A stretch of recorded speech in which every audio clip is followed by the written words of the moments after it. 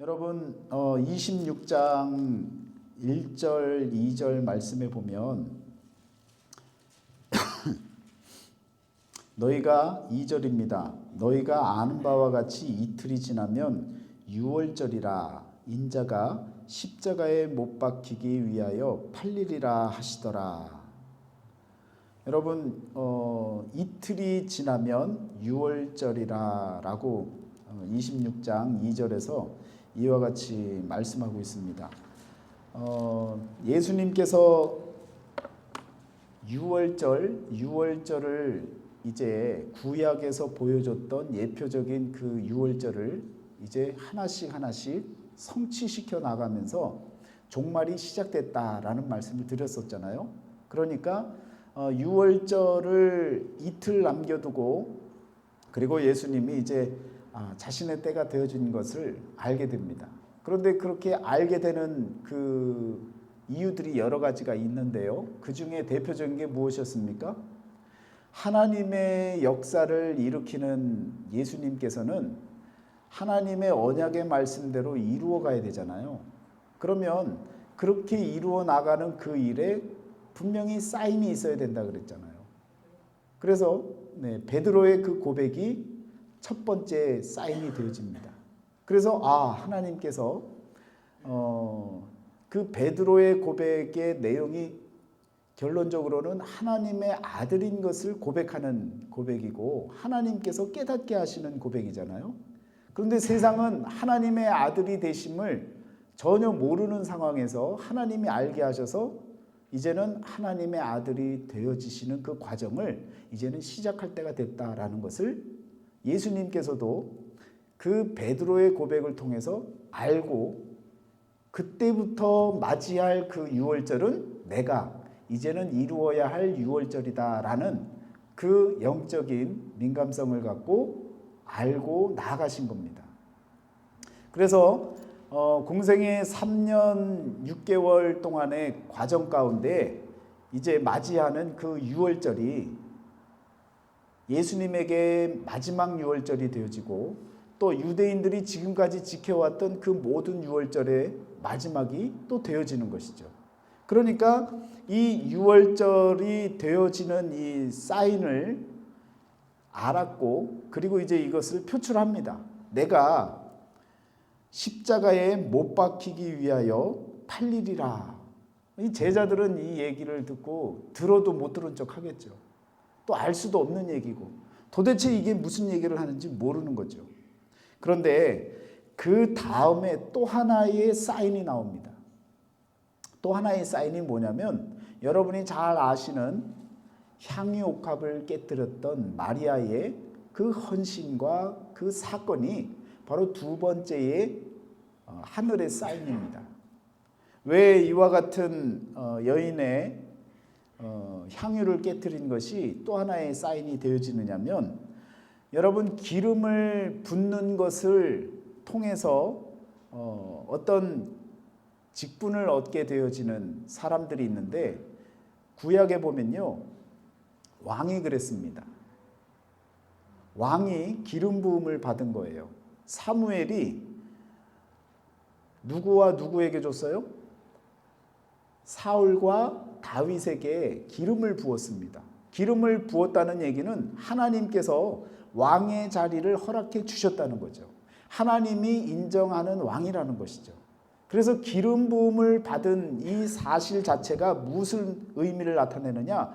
하나님께서 그를 인정하시고 그의 사역의 길을 여신다는 의미가 있는 겁니다.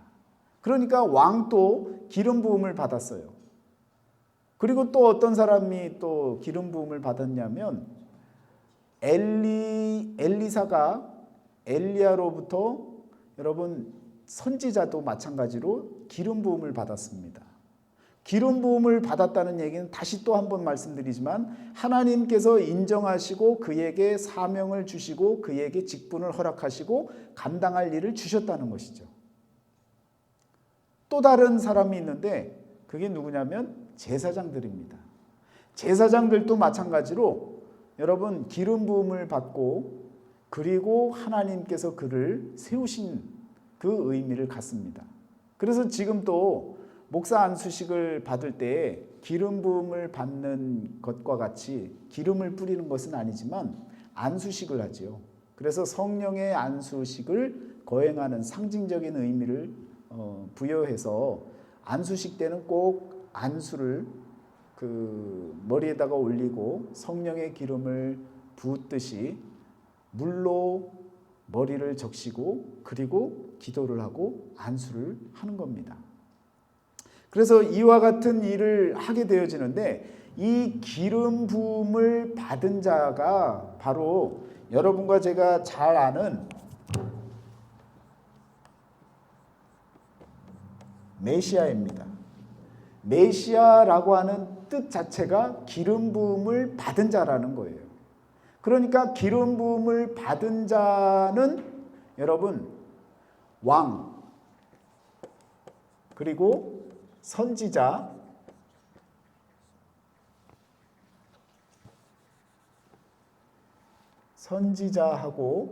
그리고 또 누구예요? 제사장. 이 세 종류의 사람들이 다 메시아와 같이 기름 부음을 받는 거죠. 그런데 지금 마리아를 통해서 누가요? 예수님께서 기름 부음을 받게 되는 겁니다. 여기에도 속하지 않는 것 같고 눈으로 볼 때는 여기에도 속하지 않는 것 같고 여기도 속하지 않는 것 같은데 마리아가 나타나서 그에게 예수님께 바로 기름 부음을 허락하는 거예요. 그렇게 기름 부었기 때문에 이분이 어떤 분이다라는 것을 우리가 알게 되느냐면 바로 메시아다라고 하는 것을 기름 부음을 받은 자가 메시아입니다. 메시아라고 하는 이 호칭이 자연스럽게 예수에게 주어지는 거예요. 그럼 지금까지 누구를 기다렸어요? 유대인들이 메시아를 기다렸어요. 그러니까 이 마리아라고 하는 이 이름이요. 이 이름이 어떤 의미를 갖느냐면 고통이라는 의미가 있습니다. 히브리어로는. 근데 이게 어디서 왔느냐? 여러분 모세의 누이죠. 미리암 똑같은 뜻이에요. 미리암이나 마리아나 똑같은 의미예요. 그러니까 이 미리암이라고 하는 고통이라고 하는 의미에서 마리아라고 하는 고통. 물론 이제 뭐 시대가 바뀌면서 헬라 시대 때에 또 이집트어로도 마찬가지고요. 뭐 사랑받는 자 마리아라는 의미가 여러 가지 의미가 나옵니다. 그래서 뭐 마리아 할 때 이 이걸 이제 그 바다라고 하는 그래서 바다의 별이라고 하는 이 의미로 마리아의 의미도 쓰이지만 우리가 성경에서 찾아보는 것은 구약 히브리어의 미리암이라고 하는 이 이름에서 고통이라고 하는 이름이 마리아로 왔는데 이 마리아도 마찬가지로 이 고통이라고 하는 의미에서 뭘 줬어요? 기름을 부어줬습니다. 그래서 여러분 기름을 부었는데 고통의 메시아가 되는 거죠. 무슨 고통의 메시아가 되는 것이냐면 죽음의 메시아 예수님께서 받으신 그 기름 부음은 십자가를 져야 할 고통의 말 그대로 기름 부음을 받은 거예요. 당신은 고통을 받아야 할 그럴 존재로서의 이런 기름 부음을 받는 자로서 성경에서는 이와 같이 메시아라고 하는 이 기름 부음을 한 여인을 통해서 그렇게 보여주는 겁니다. 그랬더니 예수님께서 뭐라 그러세요? 이는 내 장례를 준비한다라고 말씀하시잖아요. 죽을 것을 준비하신다고 말씀하시잖아요. 그러니까 이것을 사인으로 받아들인 거예요. 무슨 얘기냐? 왕이 되어질 때 여러분 이 기름 부음을 허락하면 죽으라는 거예요? 아니죠. 누리라는 거죠. 왕으로서 통치하고 그 권위를 갖고 권세를 갖고 누리라는 거죠. 또 선지자에게 안수를 하면, 기름 부음을 내리면 선지자로서의 역할을 다 하라는 거죠. 제사장도 마찬가지 아닙니까? 목사도 마찬가지 아니에요? 목사 안수식을 딱 하고 나서 너는 죽어 이거예요? 아니잖아요. 그런데 예수님은 다르다는 거예요. 마리아라고 하는 이 고통의 이름, 그 여인이 여러분 이렇게 예수님에게 메시아라고 기름 부음을 허락하셨기 때문에 예수님께서는 느끼신 거예요. 안 그래도 6월절이 되어지면 마지막 6월절에 내가 십자가를 지어야 되고 또 2절 말씀에 나온 것처럼 팔려 나갈 것에 대한 것까지도 다 알고 있었는데 이 여인이 와서, 마리아가 와서 이렇게 여러분 기름을 쏟아서 기름을 바르는 그 장면을 통해서 예수님께서는요 분명히 하늘의 사인으로 메시아가 되시는 그 길, 이 메시아가 십자가를 지심으로써 이루는 일이 뭡니까? 결국은 예수님이 그리스도가 되어지는 하나님의 아들, 하나님의 아들이 되어지시는 그 과정을 이제는 시작을 해야 되는 단계로 인식을 하시는 거죠. 그러니까 여러분 이렇게 하늘의 사인이 벌써 여러 가지 가운데 가장 가까이에서 예수님께서 알게 느끼게 되어지시는 그 내용이 바로 여러분 향유 옥합을 깨뜨려서 기름을 부으는 그 장면이 예수님께서 십자가를 지셔야 되는 메시아가 되신다는 그 사실을 분명하게 알게 만들어 주신다는 겁니다. 여러분 그러니까 이런 사인을 갖고 예수님께서 내 장례를 준비함이니라 라고 하면서 마태복음 26장 12절에 보면 이와 같이 이야기를 하시잖아요. 이 여자가 내 몸에 이 향유를 부은 것은 내 장례를 위하여 함이니라. 그런데 제자들은 어떻게 했어요? 300데나리온이나 되는 그것을 낭비했다고. 이렇게 큰 뜻을 갖고 하나님의 영광을 또 하나님의 언약의 말씀을 성취시켜 나가는 일에 도구로 쓰는 그 기름을 제자는요 이 영적 의미를 모르니까 낭비했다고 하는 거예요. 여러분 우리가 살다 보면 이런 일들이 많아요. 가치를 따라서 살아나가야 되는데 가치가 아니라 물질을 따라 계산하고 생각하면요 가치 있는 일을 못하는 거예요. 세상에 돈 많은 사람이 훌륭한 사람이라고 합니까? 아니면 가치를 따라 산 사람을 훌륭한 사람이라고 합니까? 마틴 루터 킹 목사님이 돈이 많아서 훌륭합니까? 인간 평등, 하나님 안에서 모두가 다 평등하고 자유하다라고 하는 이 성경적인 사실을, 그 가치를 지켜가기 위해서 자신의 목숨을 던질 만큼 모든 것을 다 해서 그렇게 살았기 때문에 그가 가치 있는 인생을 살았다고 이야기를 하는 것이고, 또한 우리가 그를 훌륭하다라고 이야기를 하는 겁니다. 아무리 돈이 많으면 뭐예요? 그 돈 갖고 부자였어 라고 하는 이야기는 들어도 그가 가치 있는 삶을 살았다, 훌륭한 삶을 살았다라고는 얘기하지 않습니다. 여러분, 무엇이 있느냐의 문제가 아니라 내가 어떤 가치를 갖고 사느냐가 우리 인생을 결정하는 거예요. 우리 인생을 업그레이드 시키고 가치 있는 인생으로, 의미 있는 삶으로 바꾸어 나가는 겁니다. 그래서 우리는요 가치를 발견해야 되는 거예요. 밭에 감추인 그 보화를 발견하는 그 마음을 여러분과 제가 말씀을 통해 깨닫잖아요. 그러면 그 가치가 깨달아지면 우리 인생은요 그 가치 있는 인생을 위해서 달려가는 겁니다. 이 마리아가 바로 그 가치를 깨달은 거예요. 이 예수 그리스도가 되어지시는 예수님을, 메시아가 되실 그 예수님을, 그 가치를 알았기 때문에 그 물질이 아깝지 않은 거예요. 여러분, 하나님께 드리는 그 모든 것들이 아까워질 때가 언제예요? 가치를 생각하지 못할 때, 눈에 보여지는 것으로 인해 힘들어하는 마음을 가질 때, 그럴 때는, 가치를 모를 때는 물질이 아까운 거예요. 그런데 물질이 아깝지 않을 때는 언제예요? 하나님께 드릴 수 있는 건 뭐예요? 말 그대로 가치를 알 때, 우리 교회에 지금 가치를 발견하고 정말 그냥 하나님께서 우리에게 보여주시는, 아직 산 것도 아니고 또 우리가 무엇을 소유한 것도 아니고 무언가 진행된 것도 아닌데 그 가치를 아니까 여러분 정말 마음으로 얼마나 여러분 힘들고 땀 흘리고 수고하면서 우리가 물질을 모읍니까? 그런데 그 물질을, 그 큰 돈들을, 그 재물들을 하나님께 드릴 수 있는 이유가 어디 있어요? 이 가치를 알기 때문에 그런 거예요.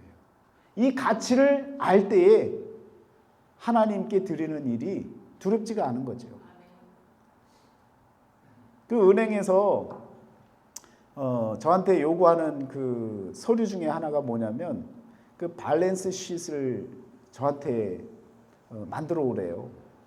그건 어디서 구합니까? 그랬더니 온라인에 가입을 해서 은행의 그 스테이트먼에 있는 것하고 은행하고 커넥션을 연결을 시키면요, 링크를 시키면, 그러면 그 자동화 시스템으로 얼만큼 들어오고 나가고 지출이 되고 뭘 썼고 어떻게 됐는지를 표로 보여주는 거예요. 요즘 은행 직원들은 다 시킵니다. 알아서 다 해오라 그래요. 그래서 그것도 해야 되는 상황인데 그걸 하려고 보니까 점점 우리 헌금이 더 들어와야 이게 곡선이 올라갈 것 아니에요. 그래서 이거 해야 되는데 이 가치를 아는 우리 가정들이 하나님께 약정했던, 마음으로 작정했던 그런 그 헌금들을 드리시니까, 만약에 밸런스 쉿을 뽑아내면 아마도 이렇게 곡선이 자연스럽게 올라가서 은행에서 요구하는, 요즘에 오늘 집사람이 저한테 기사를 딱 보여주더라고요. 대출이 많이 규제가 되어지고 저희가 거래하는 US뱅크에서 가장 많이 대출을 안 내준다고. 안 내주는 이유가 뭐예요? 뭔가 불안한 거예요. 성장이 없으면 대출 안 해주겠다는 거예요. 그런데 우리 교회에서 하나님께서 우리 가정들의 마음을 바꾸시고 이 가치를 통해서 헌금하게 하시고, 그래서 곡선이 자연스럽게 올라가게 생겼습니다. 할렐루야. 이런 일이 여러분 이 가치를 깨달을 때에 주어지는 역사입니다. 그래서 목사는 그냥 하나님 어떻게 합니까? 어떻게 합니까? 기도밖에 못하는데 하나님이요 알아서 다 하시고 계시는 거예요. 얼마나 감사한 일입니까? 오늘 저와 여러분들이 가치를 발견하고 하나님 앞에 매달리면요, 하나님께서 모든 길을 열어주시고 우리 각자의 모든 그 삶의 길을 또한 인도해 주시는 줄 믿습니다. 여러분, 이렇게 가치를 발견하고 하나님께 그 300데나리온이나 되는 그 기름을 깨뜨려 드렸던 이 마리아의 이 헌신은 계산으로 되어지는 것이 아닙니다. 여러분, 이렇게 계산으로 되어지지 않는 일들은 하나님께서 우리에게 정말 기뻐하시고 또 헌신을 통해서 주어지는 하나님의 은혜와 축복이 분명히 준비되어지고 예비되어진 줄 믿습니다. 여러분, 이 미리암이 살았던 시대에 어떤 일이 있었어요? 쓴 물이 단물로 바뀌는 역사가 일어나지 않습니까? 마라라고 하는 쓴 물이 단물로 바뀌어지는 역사가 일어나잖아요. 여러분, 이것도 여기에서 잘 보시면 공통적인 게 뭐냐면 미리암이 쓴 물에서 단물로 바뀌어지는 역사를 보여준 거예요. 그런데 마리아도 똑같은 거예요. 고통이라고 하는 자신의 이름, 이 영어로 얘기하면 이 비럴이라고 하는 이 의미를 미리암과 마리아가 갖는데, 쓴 물로 고통스러웠던 그 자리에서 미리암도 단물의 역사를 봅니다. 그런데 마찬가지로 마리아도 고통이라고 하는 자신의 상황 가운데서 물질을 드리고 깨뜨리고 그러면서 영적인 달콤함, 하나님이 주시는 전적인 은혜, 그 은혜를 맛봅니다. 그러니까 구약에 나타나는 모든 일들이 신약에도요 그대로 동일한 모습으로 나타난다라는 겁니다.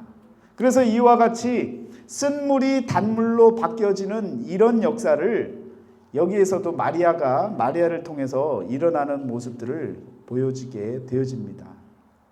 그러면서 마태복음 26장에 그 뒤에 보면요, 여러분 유다의 배반이 나오죠. 그래서 은 30에 파는 이런 일도 벌어지는데, 이것도 역시 여러분 아시다시피 스가랴서에서 1장 12절 13절에 나오는 그 은 30에 관련된 예언이 다 이루어지는 것 아닙니까? 그래서 이와 같은 역사가 일어나고, 그리고 나서 유월절이 이틀 남았는데 이 유월절을 새롭게 예수님께서 변형시키시잖아요. 그게 뭡니까? 늘 새롭죠. 성찬 예식 아닙니까?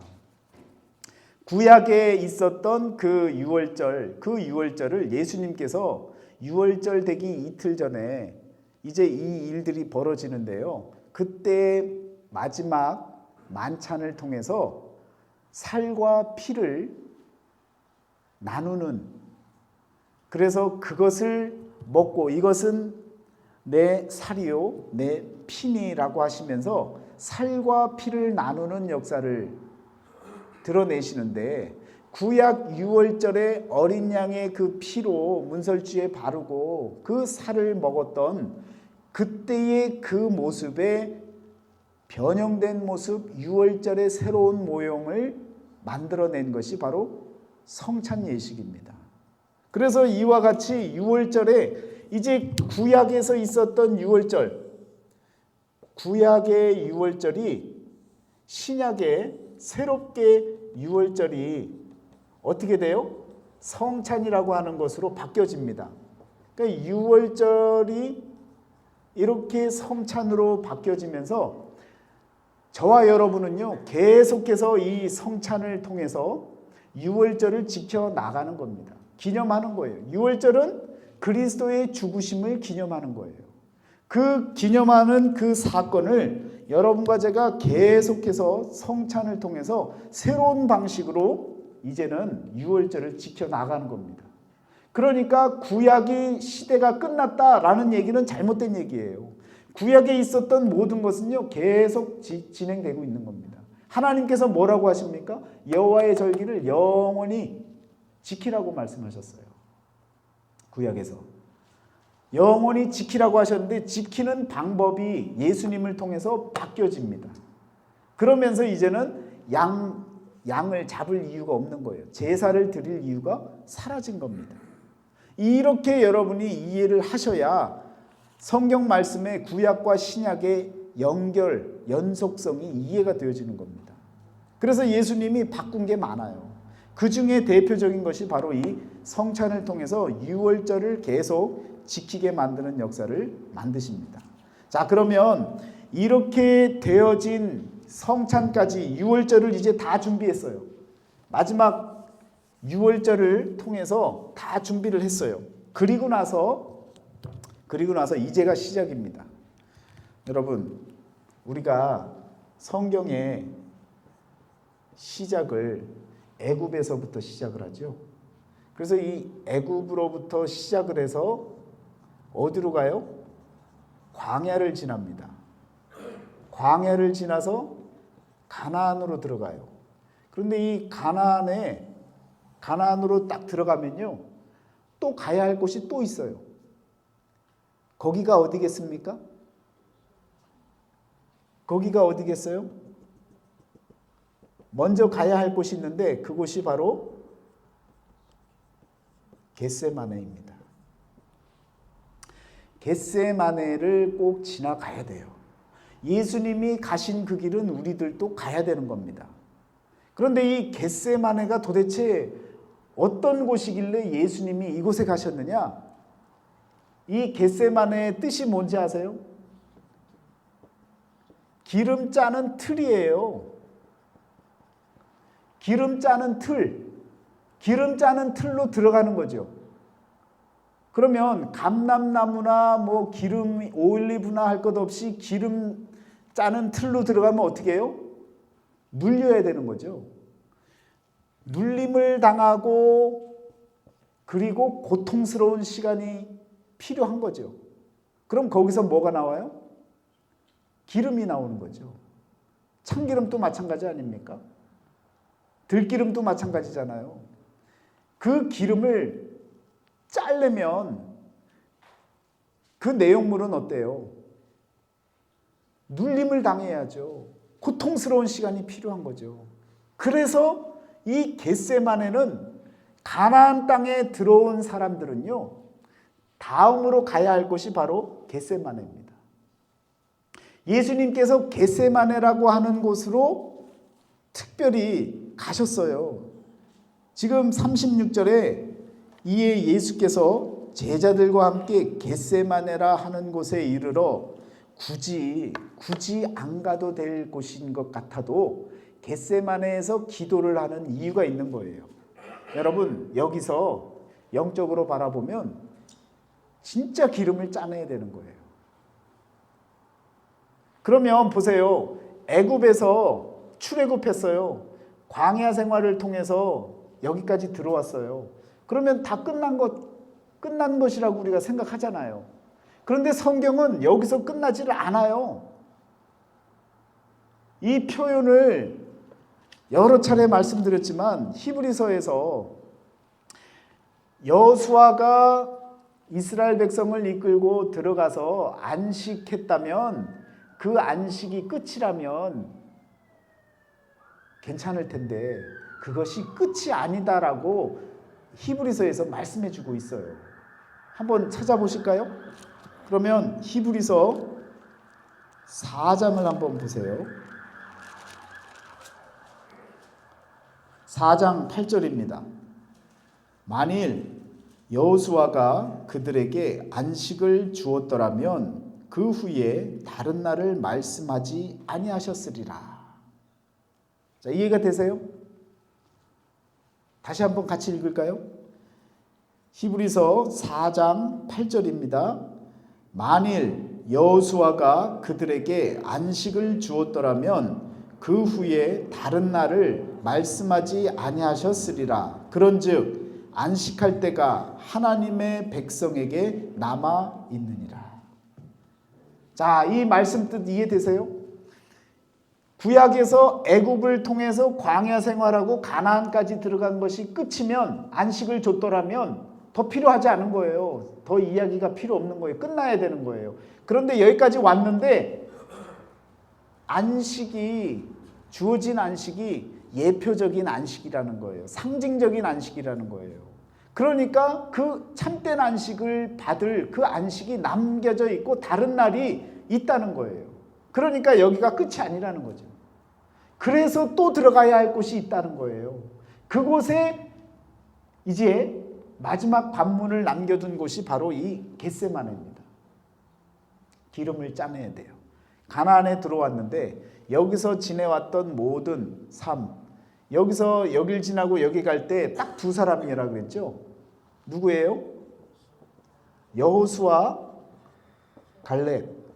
그래서 여호수아는 말씀을 그리고 갈렙은 충성을 이 두 가지를 통해서 믿음이 있는 고백을 하게 되고 이 믿음을 갖고 가나안 땅에 들어간 유일한 사람이라고 표현을 했잖아요. 그래서 우리가 말씀하고 충성이 없으면 믿음이 없는 거예요. 그러니까 믿음은 말씀이 기초가 되어져야 되고요. 그리고 그 말씀에 충성하는 자가 되어져야 되는 거죠. 이 두 가지가 믿음입니다. 이 믿음을 우리가 더 가지려면 이 말씀을 더 많이 배워야 돼요. 깨달아야 돼요. 은혜를 받아야 되는 거예요. 그래야 그 은혜된 말씀에 충성하죠. 그래서 이 두 가지의 믿음을 갖고 들어가는 거예요. 그런데 구원은 이루어가는 것이라 그랬죠. 이것으로 인해서 들어갔다고 해서 구원 받은 게 아닙니다. 구원은 이루어가는 거예요. 그러니까 아직 이루어지지 않은 거죠. 어느 순간 이루어지는 때가 있는데 그 때가 언제냐면 이 겟세마네를 지나가야 돼요. 겟세마네에 들어갔는데 여러분 여기까지 들어왔던 여호수아나 갈렙이나 또 저와 여러분들도 마찬가지로 가나안 땅까지 들어왔어요. 하나님이 약속하신 땅, 이미 우리가 교회 안에서 믿음 생활을 하면서 말씀 안에서 살고 있어요. 나름 충성하고 살아요. 그러니까 가나안 땅에 이미 들어왔어요. 이 낮은 지역에 들어온 거예요. 낮은 지대에 들어와서 겸손한 자의 모습으로 살아가고 있는 거예요. 그것을 배워가면서 살아가고 있어요. 그런데 한 가지 더 들어가야 할 곳이 바로 이 겟세마네인데, 이 겟세마네는 들어가려면요 기름을 짜내는데, 여러분 이 기름은 바로 오늘 우리들이 갖고 있던 세상 애굽과 광야를 지나 가나안 땅에 들어와서 영적 전쟁이 시작이 됐잖아요. 진멸할 7 족속을 다 진멸해야 되잖아요. 싸워야 되잖아요. 그런데 싸울 대상과 함께 막 지내다 보니까 어떻게 돼요? 먼지 더러운 것 다 묻었어요. 세상 것 다 묻어 있는 거예요. 그러니까 이 틀로 들어가야 되는 거예요. 들어가서 짜내는 거죠. 뭘 짜요? 찌꺼기들을 다 짜내는 거예요. 던져버릴 것을 깨끗이 지워버려야 할 것들을, 찌꺼기들을 다 걸러내야 되는 겁니다. 기름만을 남기는 그런 여러분 참된 하나님의 아들들이 될 수 있는 그 길은 여러분과 제가 받은 사명을 이루어 나가는 거죠. 기름 부음을 받은 저와 여러분들, 직분을 받은 자들, 성도로서의 삶을 살아가게끔 하나님이 인정하신 여러분들, 이 겟세마네라고 하는 이곳을 지나서 정말 하나님과 함께하는 그 기름, 그 기름만이 남아야 되는 거예요. 누구는 없어지고요, 찌꺼기 나는 없어지고, 세상과 연합했고 세상 생각했고 세상 안에서 자랑했던 그 모든 것들은 다 찌꺼기입니다. 그 찌꺼기들은 필요 없어요. 그런데 예수님께서 겟세마네에 올라가셨어요. 예수님도 찌꺼기가 있는 거예요. 왜? 사람으로 오셨잖아요. 사람으로 오셔서 어떤 그 찌꺼기를 갖고 있느냐? 그 찌꺼기가 뭐예요?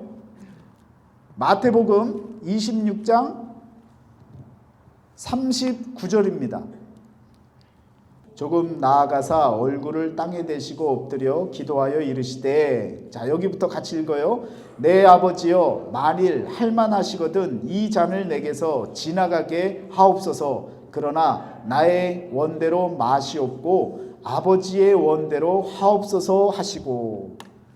자 여러분, 지금 예수님께서 겟세마네로 올라가셨는데 짜내야 될 게 하나가 있어요. 그게 뭡니까? 나의 원이 있어요. 아버지의 뜻이 있어요. 두 가지가 지금 같이 있는 거예요. 이것마저도 내 원을 어떻게 해야 돼요? 짜내버려야 되는 거예요.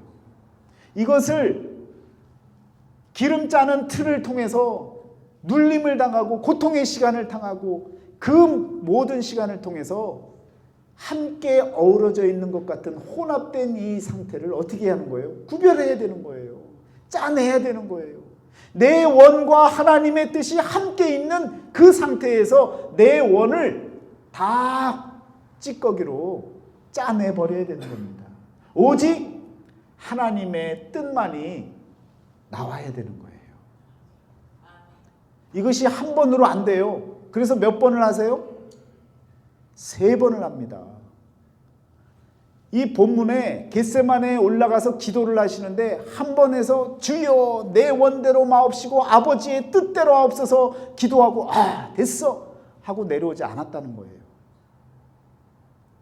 제자들에게 같이 깨어있으라 그러고 올라가셔서 기도하시는 거예요. 올라가실 때 어떤 모습이었습니까? 고민하고 슬퍼하사. 고민이 됐었다고요. 슬픈 일이었다고요. 이 잔을 내게서 옮겨달라고 그렇게 내 원을 얘기하고 싶었어요.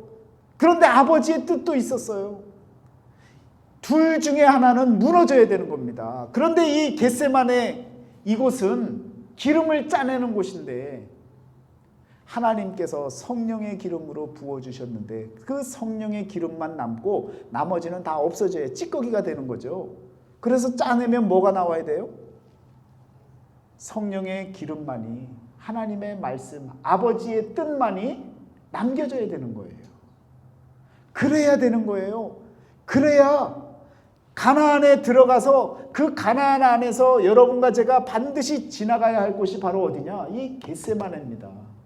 지금 우리는요, 사순절에 예수님이 걸어가셨던 이 겟세마네 자리에 와 계신 거예요. 여러분의 원이 있어요. 여러분의 바람이 있고, 여러분의 소망이 있고, 여러분의 꿈이 있고, 여러분의 야망이 있어요. 그런데 아버지의 뜻이 있어요. 함께 있는 거예요. 이곳에서 고통스럽지만 여러분과 제가 오직 하나님의 말씀만이, 아버지의 뜻만이 남을 수 있도록 여러분이 작정하고 매달리셔야 되는 겁니다. 고통스럽지만 이겨낼 수 있는 이 자리를 떠나지 마시고 해결받고 내려오셔야 되는 거예요. 그런데 제자들은 이런 영적 의미를 모르니까 가서 뭐 했어요? 졸아요. 처음엔 졸다가 나중에 눈이 피곤해져갖고 잤다 그러잖아요. 여기까지 왔어요, 여러분. 여기까지 온 거예요. 얼마나 귀합니까? 애굽 세상으로부터 벗어났어요. 교회에서 여러 가지 활동과 여러 가지 광야 학교를 통해서 신앙을 배우고 말씀을 배웠어요. 그리고 정말 이제는 성령의 세례 위로부터 내려지는 요단강을 지나서 가나안 땅까지 정말 이제는 하나님 앞에 겸손해지고 낮아지는 그 자세까지 왔는데 여전히 내 마음속에 예수님과 같이 내가 바라는 원이 있어요. 하나님 아버지의 뜻이 있어요. 두 가지가 남았어요. 기름을 짜내야 되는 거예요. 성령의 기름만이 남을 수 있도록 여러분, 우리의 모든 것이 찌꺼기가 되어지는 그 역사가 바로 이 겟세마네에서 이루어지는 겁니다. 쉬운 일이 아닌 거죠. 예수님 쫓아가는 게 그냥 우리가 그냥 해마다 겟세마네에서 기도하셨지, 나도 한번 기도해야지, 그런 기도가 아니라 마지막 순간이에요. 이제 이곳을 지나면 여러분 어디로 가는 거예요? 순서대로 예루살렘으로 들어가는 거예요. 예루살렘으로 입성하는 거예요. 평화의 터전으로 나가는 거예요. 그런데 역설적으로 그 평화의 터전으로 나아가면요, 여기는 더 이상 이제 돌이킬 수도 없어요. 십자가로 향해 나아가는 거예요. 순서대로 차례차례 그냥 얻어맞고 죽임당하고 얼마나 힘겨운 시간을 보내야 되는지 모릅니다. 죽으러 가는 거예요. 그런데 죽으러 가는 그 길을 여러분과 제가 작정을 할 이 자리가 바로 겟세마네 그 자리라고요. 그 자리에서 여러분이 작정하셔야 되는 거예요. 그 고통을 감내하겠다고 아버지의 뜻만이 남는 그 기도의 시간이 필요한 겁니다. 우리가 살다 보면 내가 원하는 뜻이 있잖아요. 우리 가족이 잘 되기를 바라고, 우리 자녀들이 성공하기를 바라고, 우리 부모님들이 장수하기를 원하고, 또 내가 하고 있는 모든 일들이 다 잘 되기를 원하고, 내가 바라는 원들이 있다고요. 소망들이 있다고요. 그렇지만 그것과 아버지의 뜻을 놓고 여러분 기름 짜는 틀에다가 갖다가 집어넣어야 되는 거예요. 내 것을 내려놓는 것이 얼마나 고통스럽고 힘든 일입니까? 그렇지만 그 자리로 나아갈 때에 여러분이 겟세마네의 기도를 통해서 여러분과 제가 결정하고 고통을 이겨내고 회피하는 것이 아니라 하나님 아버지 그 뜻을 간구하는, 그래서 그 기름 눌림과 고통의 시간을 통해서 결국은 결정이 되어지고 결단을 하고 예루살렘으로 들어가는 겁니다.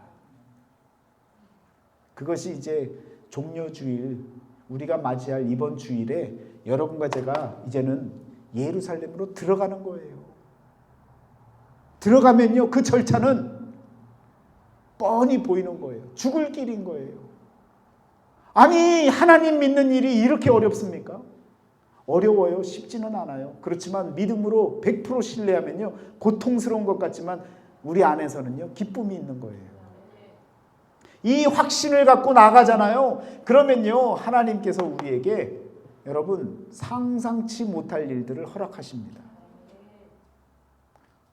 여러분, 오늘 저와 여러분은요, 정말 겟세마네 동산에서 기도할 기회를 지금 깨닫고 여러분 자리를 찾으신 거예요. 하나님께 매달리시기를 축원합니다. 그러면 하나님이 해결하시고 인도해 주시는 줄 믿습니다. 여러분, 이렇게 겟세마네에 들어가서 함께 이렇게 나의 원과 아버지의 뜻이 있는 그것을 기름 짜는 틀을 통해서 나누잖아요. 이게 바로 뭡니까? 요 단계가 바로 말 그대로 거룩. 거룩이 뭐예요? 분별하는 거죠. 구분하는 거죠.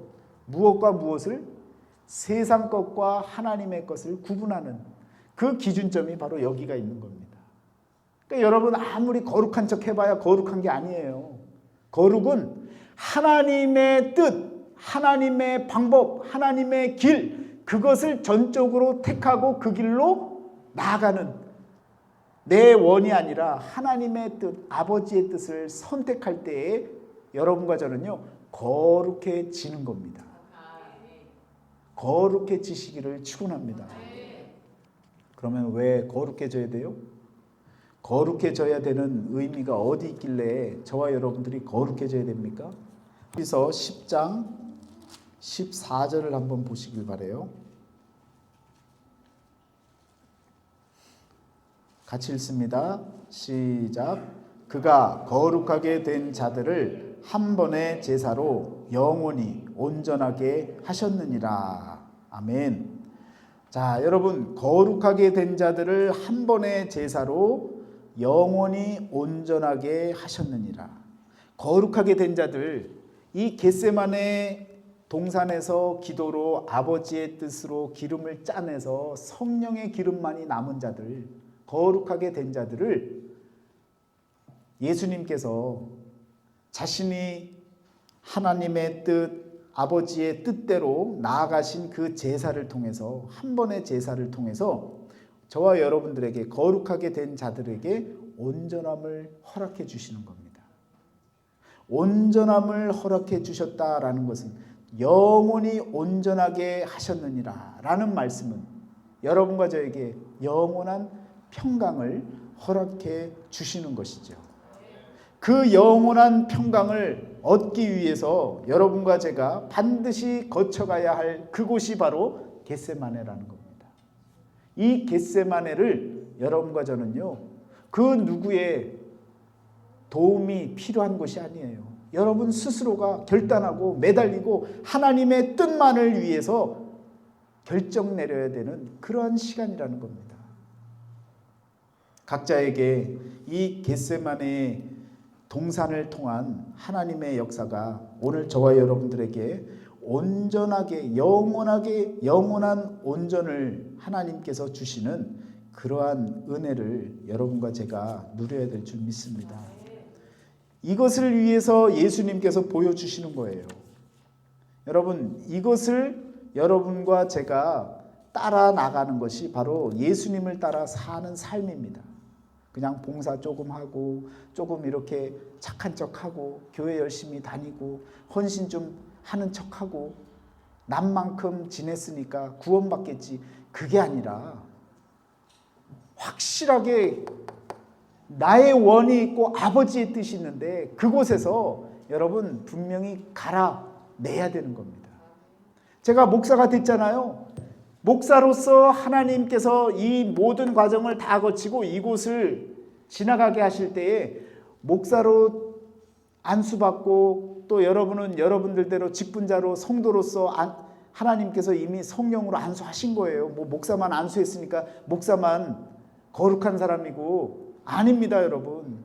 하나님께서 한 명 한 명에게 각자에게 사명을 주시고 또한 기름 부음을 허락해 주셨는데, 이곳에 와야 되는 거예요. 여기서 한번 다 짜내야 되는 거예요. 목사가 여기에 들어가잖아요. 여기에 들어가서 기도하고 결정하잖아요. 그럼 목사가 남는 게 아니에요. 하나님의 뜻, 아버지께서 내게 원하셨던 그 사명, 그 해야 할 일, 아버지의 뜻만이 여기서 남아야 되는 거예요.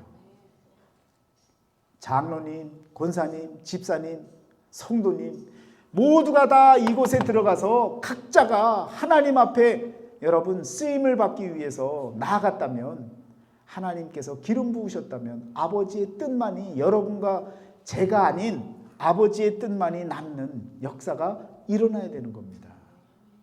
그래야 여러분과 제가 거룩하게 된 자가 되는 거예요. 그 자들을 예수님께서 영원히 온전케 해주시는 그 크신 은혜를 여러분과 저에게 허락해 주시는 것입니다.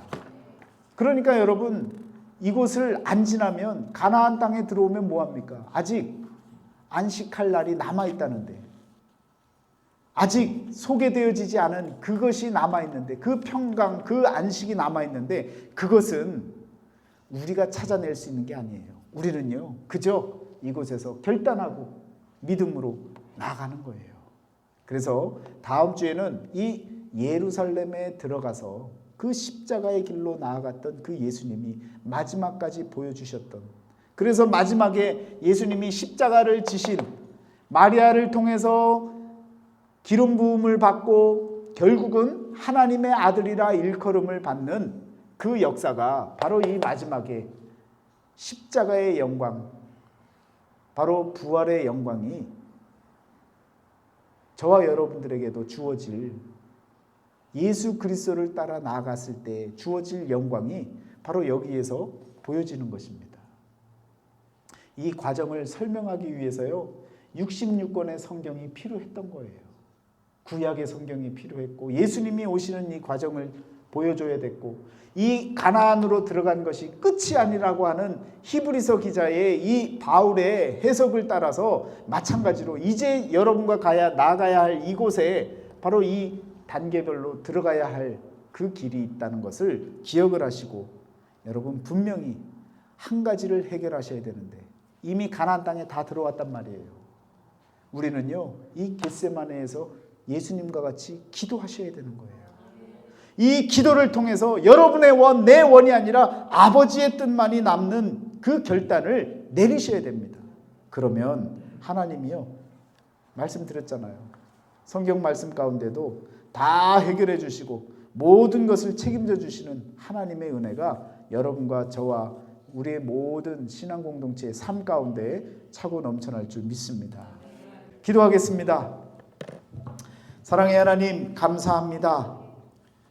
애굽에서 구별해 주셨고, 또한 믿음을 통해 광야를 지나게 하시고, 그리고 성령의 세례를 통해 가나안 땅에 들어오게 하셨는데, 여전히 우리에게 남아있는 우리의 소망과 바램과 여러 가지 혼합되어져 있는 여러 가지 세상 생각들, 아직까지도 하나님과 견주어 남겨두고 싶었던 모든 욕망들, 이제는 겟세마네에서 결단하게 하여 주시고, 모든 것을 다 찌꺼기로 내버리게 하여 주시고, 오직 성령만이, 말씀만이 남는 하나님의 뜻만이, 아버지의 뜻만이 우리의 삶 속에 남아있는 그러한 믿음의 사람으로 거룩한 자가 되어줄 수 있는 은혜의 시간이 되게 하여 주옵소서. 하나님께 모든 것을 맡기고 살아나갈 때에 하나님께서 책임져 주시고 함께 해주시는 놀라운 은혜가 있는 줄 믿습니다. 하나님, 걱정치 않게 하여 주시고 아버지의 뜻이 무엇인지 분별하게 하여 주시고, 오직 하나님의 영광만을 위해서 살아나가는 우리 가정들이 되게 인도하여 주옵소서. 이후의 모든 삶, 정말 우리 주님의 십자가의 영광까지 바라보며 믿음으로 달려갈 수 있는 우리 심령들이 다 되어지기를 소망하며 예수 그리스도 이름으로 감사하며 기도드렸사옵나이다. 아멘.